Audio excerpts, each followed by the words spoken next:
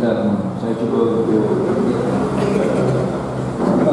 ujung ni saya sudah mula khawatir apa yang merupakan take home message kepada saudara yang mendengar wacana kami. Jadi saya bertujuan untuk memberikan kembali beberapa perkara yang saya mulakan tadi. Saya telah cuba menerangkan betapa Barat sangat berfokus di Islam, kerana antara lain mungkin mereka awalnya mungkin cemas, tapi mungkin ujung-ujung ini mungkin menampakkan bahawa punya peranan Islam. If only they could understand, beyond the hegemonic control of the world, multipolar power would be better for human civilization. Mungkin kita macam kita hari ini tidak lagi memandang Barat kalau seluruhnya adalah kami mengharapkan Barat memandang Islam supaya jangan dilihat the other enemies sentiasa. Itu poin yang tidak saya tunjukkan di awal. Sebab itu second generation tidak melihat Barat sebagai necessary an enemy to be fought by all force. Poin yang kita bangkitkan tadi. So the rhetoric of when anti-Western itu berada pada keperluan supaya coexistence itu dilihat sebagai satu persaingan yang sehat. And then Islam mampu melahirkan sebuah tamadun yang berjaya, memberikan keamanan pada dunia seluruhnya, bukan saja keamanan tetapi membina sebuah tamadun yang mengangkat karamah insani, human dignity, mengangkat hifzul adalah dari sudut keadilan untuk semua, memberikan equality al-musawah kepada semua, seperti mana yang disebutkan oleh Rasulullah SAW dalam Fiqhul Daul di Madinah, disiarkan lahum ma lana wa alaihim ma alaina. Itu sangat besar, and that is a pronunciation of the equality of man dan human dignity. Sekaligus second generation political Islam ini mesti menampilkan itu sebagai kebijakan permasalahan dalam negara ini yang terperangkap dalam satu kemelut diskriminasi kaum dan perbedaan agama. Sebab itu Mr. Ranji, we don't just talk, we want to do. Itu hanya dari sudut itu. Di sudut-sudut yang lain pun begitu. Sebab itu bukan saja soalan relevansi, tetapi legitimasi, to be able to pronounce your advocacy. Sebab itu saya cemas dengan pos Islamis. Pos Islamis seperti Profesor Abdullah di An-Naim yang saya baca 2 hari yang lalu dengan buku beliau. Apa buku beliau itu? Terus Capital apa tadi punya? Tapi bukunya itu saya belum sempat untuk apa tadi bukunya. Tadi buku dia Superior State. Baik. Mengapa saya kontes? Mengapa perlunya ada contestation kepada post-Islamic society? Bukan kerana istilahnya saja, tapi pada saya yang paling mengkhawatirkan adalah ittijah, the trend of relegating any role of government within government. Itu saja. Hari ini pun sudah begitu. Religious secularity akan retreat ataupun relegate. Dia akan meletakkan dan mengundurkan peranan agama dalam kerajaan dan pemerintahan dan tak diurus. Itu sangat malah. Dan dalam diskurs mereka itu pun sudah di situ. Bermakna dengan kata lain, tidak campur serta secularism of post-enlightenment sudah membawa kepada itu. Saya harap Ustaz Manjid tolong perasan sikit bahawa kalau begitu kesudahannya, that post-Islamic society will be the greatest challenge of Islam. Minta maaf kalau saya terpaksa alami sikit dan I don't know how to be like that. Tapi it's a contestation of idea. Saya juga tahu Tapi kalau begitu unjuran dan that is the trajectory, that is the intellectual trajectory of course Islamist scholars itu.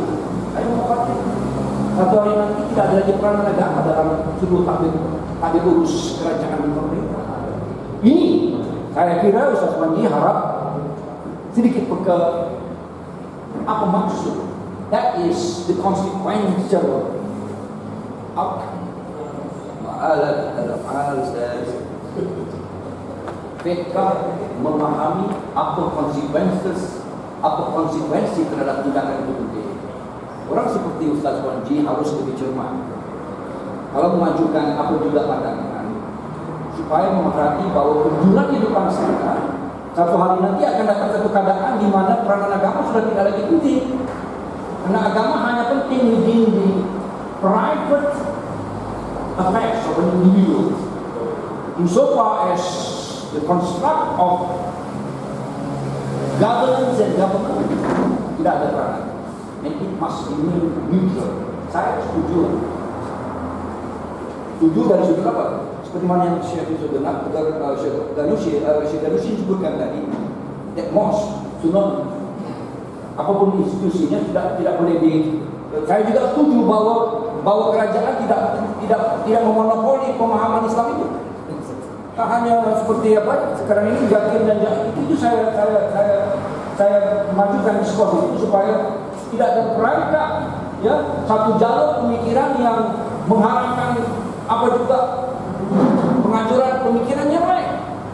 That would be very regrettable. Itu sangat malang kalau berlaku dan tidak perlu berlaku. Saya sedikit ini tidak tidak ini kalau ini Syiah yang ini itu saya kira sangat counter to the idea of sangat berlawanan dan songsang kepada pembinaan kebudayaan pemikiran yang saya anjurkan dalam ini, dan ini adalah satu yang saya diberi Islam. Wujudnya ya taat dalam fiqh itu kami dan saya yang dalam berjelasan adalah kerana ada berjelasan kerana kata ya etika berbeza pandangan dan keupayaan mengurus perbezaan pandangan itu sangat tinggi dalam Islam. Hari ini saya sebutkan dalam beberapa muka surat, what are the obstacles of even thinking? Nih, 10 muka surat saya dedikasikan mengapa golongan Islamis ini ataupun organisasi Islam ini terperangkap dalam pemikiran yang sangat yang amat banyak memundurkan pembinaan, pengkayaan, and enrichment of thinking sebagai satu yang satu masalah membina tamadun Islam itu dengan sangat megah dan mewah, a very rich civilization yang menganjurkan pemikiran dan ideation dan meraihkan itu. Hari ini sedikitnya kita di luar jalur pemikiran sudah di level ini malah ya. Jadi akhir daripada akhir tidak perlu sentuh apa yang telah disentuh oleh sahabat saya. Saya setuju dengan Ustaz Panji, jangan kita terperangkap hanya dengan equality model. Minta maaf saya mungkin berhak bercakap dengan anda berbanding anda semua karena saya melalui ya sedikit ya pengalaman dalam model dan juga sebenarnya dalam model jamaah Islami. Tapi pada hari ini evolusi pemikiran Islam dan perjuangan Islam itu berhajatkan pemikir kepemimpinan perjuangan Islam supaya tidak terperangkap dalam apa jua jalur pemikiran yang akhirnya membawa kepada intellectual paralysis yang bakal menjadi halangan dan petualang kepada kemajuan perjuangan peranannya perjuangan Islam sekali dengan kawan-kawan dalam contestation of political process dan membawa khusus di negara ini satu Malaysia yang lebih baik, better Malaysia. Bolehlah kau menjadi sedikit lagi lah. Sudah kalau saya macam-macam pun saya mulai banyak lebih yang saya sebut oleh yang saya sebut. Bila itu kita Assalamualaikum warahmatullahi wabarakatuh. Baiklah, dengan ucapan atau di Kuduzul, pakailah program kita pada malam ini. Maka lanjut ada adik kamu. Mana lanjut? Banyak lah. Banyak lah. Ada. Kita terus untuk dengan perspektif orang Rasulullah.